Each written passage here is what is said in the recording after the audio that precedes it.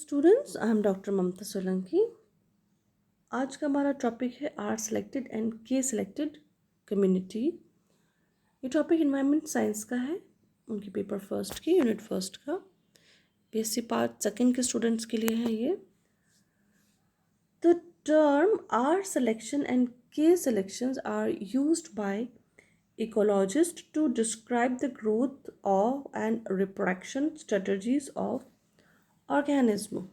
The R-selected species have a high growth rate but low survivability, and K-selected species have a long growth rate but high survivability.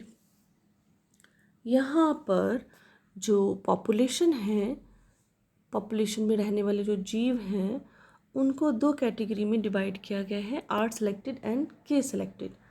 Are selected species में उनको include किया जाता है जो कि environment में जिनकी ग्रोथ रेट बहुत अधिक होती है। इट मीन्स उनके द्वारा बहुत अधिक संख्या में ऑफस्प्रिंग दिए जाते हैं, पर उनकी जो सर्वाइबिलिटी है वो बहुत कम होती है, उनका लाइफ टाइम भी बहुत कम होता है। जबकि के सिलेक्टेड स्पीसीज़ जिनका की ग्रोथ रेट बहुत कम होता है, इट्स मीन उनके द्वारा दिए जाने वाले जो ऑफस्प्रिंग का नंबर है वो बहुत कम होता है, लेकिन उनकी सर्वाइबिलिटी बहुत ज़्यादा होती है। और इनमें यहाँ पेरेंटल केयर भी होती है। R selection occurs in unstable environment. ये यहाँ पर जो ये आर सिलेक्शन की क्रिया या यहाँ इनमें जो एनिमल्स को इंक्लूड किया जाता है इकोलॉजिस्ट द्वारा, वो unstable environment where these are ecologically disruptions and resources are used for maximizing reproduction. These are usually many offspring per brood, which require little parental care and have a high rate of mortality. The body size of offspring is typically small and they have an early onset of maturity. Population size is typically variable, and an example of a R selected organism is a pioneer species.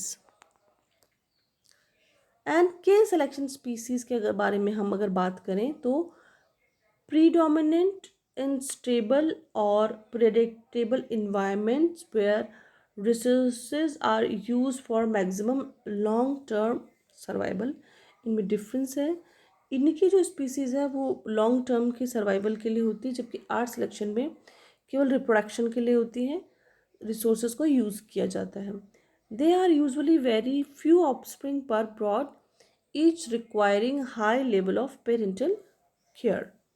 यहाँ पर parental care, क्योंकि उनकी take care की जाती है, तो इनकी जो मोर्टेलिटी होती है बहुत लो होती है।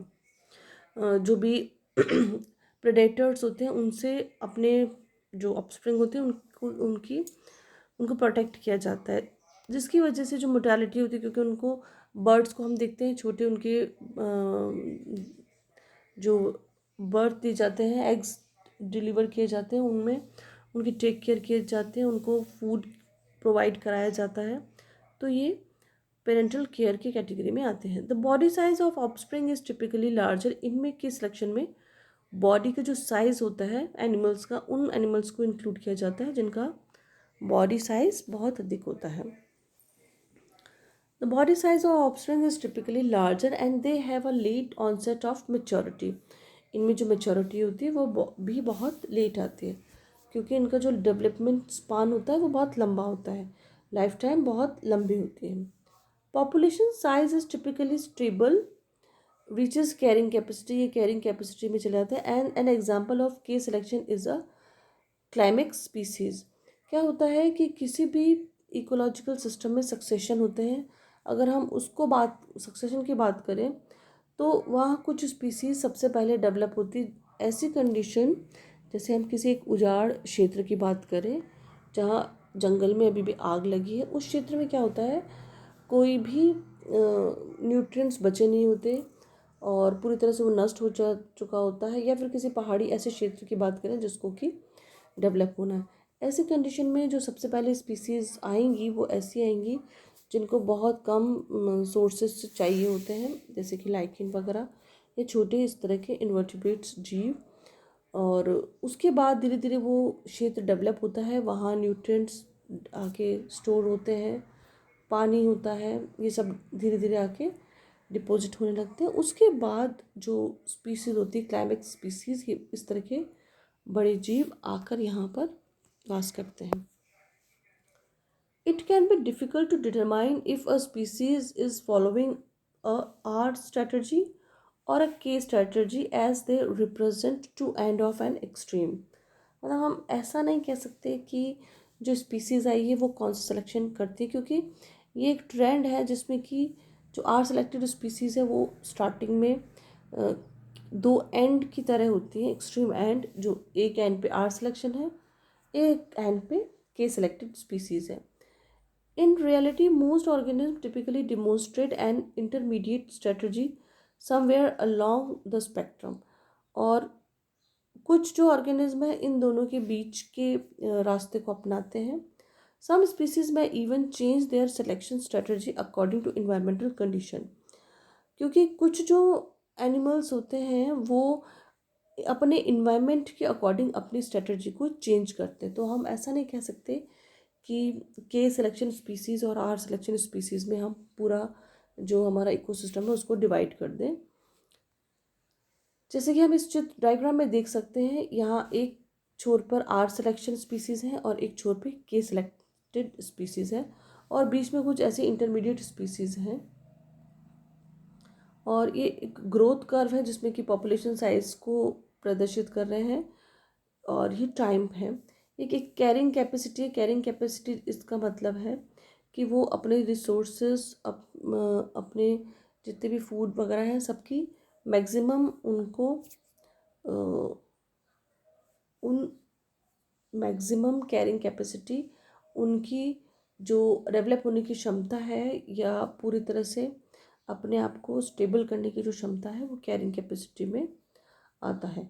तो हम यहाँ देख सकते हैं कि जो आर सेलेक्टेड स्पीसीज़ है वो उनका ग्राफ बहुत वेरी कर रहा है, और जब ये के सेलेक्टेड स्पीसीज़ हैं वो कैरिंग कैपेसिटी के अंतर्गत आती है।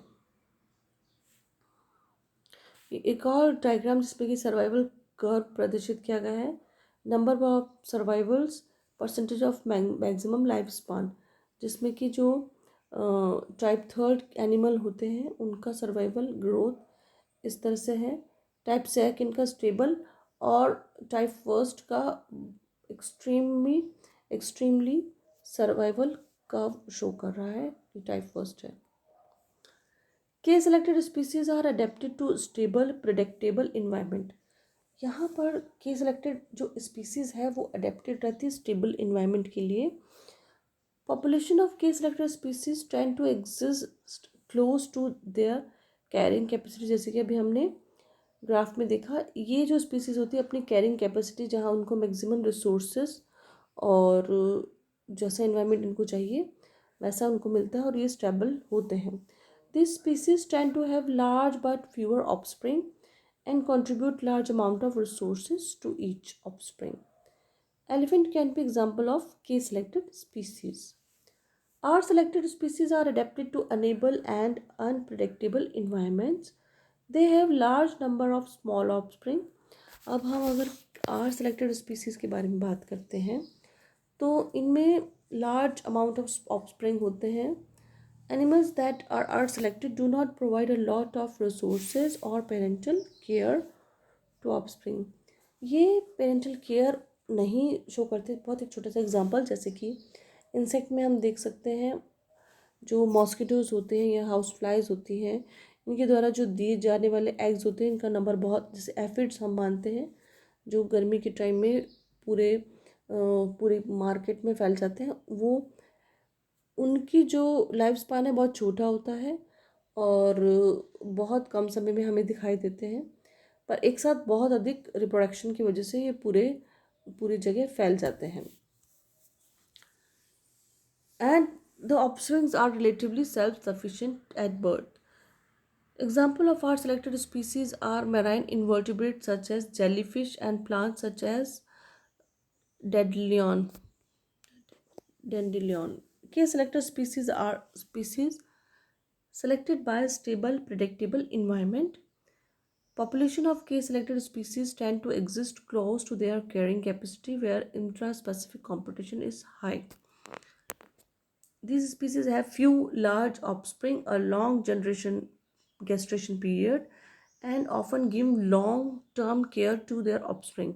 अब इनका एग्जाम्पल हम किसी भी मैमल को ऑब्जर्व करके देख सकते हैं कि आर सेलेक्टेड स्पीसीज़ में क्या होता है, इनके द्वारा जो दिए जाने वाले ऑफस्प्रिंग होते हैं उनका नंबर कम होता है, पर इनका जो गेस्ट्रेशन पीरियड होता है, गर्भावधि, वो बहुत अधिक होती है, जैसे कि मनुष्य में 9 month, and often given long term care to their offspring. और इनमें जो केयरिंग होती है, उनको फीड कराना, उनको जो बाकी प्रेडेटर्स हैं उनसे रक्षा करना, ये बहुत होता है। Why large in size when born the offspring are relatively helpless and immature at birth. क्योंकि इनका साइज़ इतना बड़े होने के बाद भी इनके जो ऑफस्प्रिंग होते हैं वो हेल्पलेस होते हैं, क्योंकि वो अपना भोजन खुद नहीं कर सकते और इमेच्योर बर्थ होता है वो। By the time they reach adulthood they must develop skill to complete for natural resources.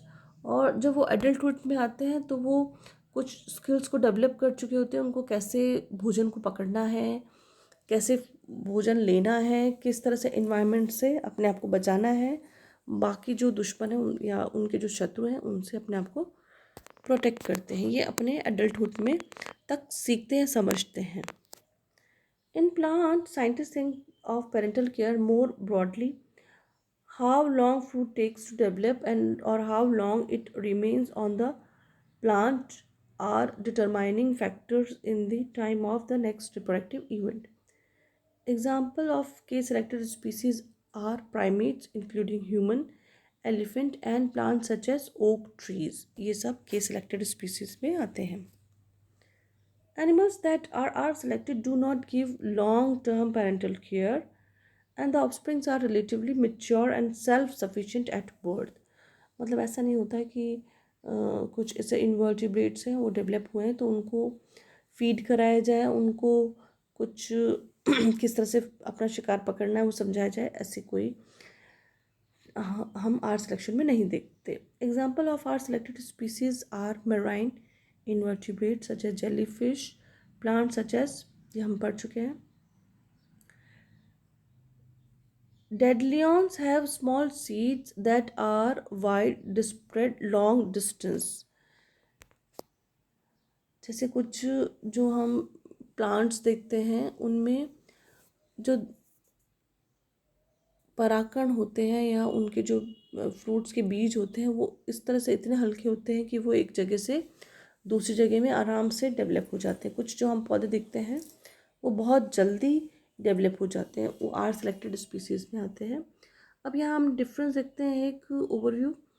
जैसे कि K selected and r selected species में हम डिफरेंस देखें तो के सिलेक्टेड स्पीसीज़ बहुत लेट मैच्योर होती है और इनकी मैच्योरिटी बहुत अर्ली, बहुत ही जल्दी आ जाती है.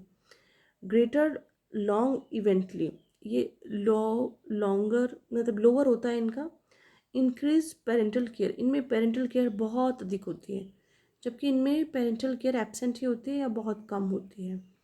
इनमें कंपटीशन जो इंट्रास्पेसिफिक या स्पीसीज कंपटीशन बहुत ज़्यादा होता है, इंट्रा और इंटर स्पीसीज कंपटीशन बहुत ज़्यादा होता है. इनमें कंपटीशन नहीं होता, इनको इन्वायरमेंट में ही अपने आप को स्टेबल करने के लिए. फ्यूअर ऑफस्प्रिंग, इनमें जो बर्थ होते हैं ऑफस्प्रिंग के वो बहुत ही कम होते हैं, इनमें संख्या बहुत अधिक होती है.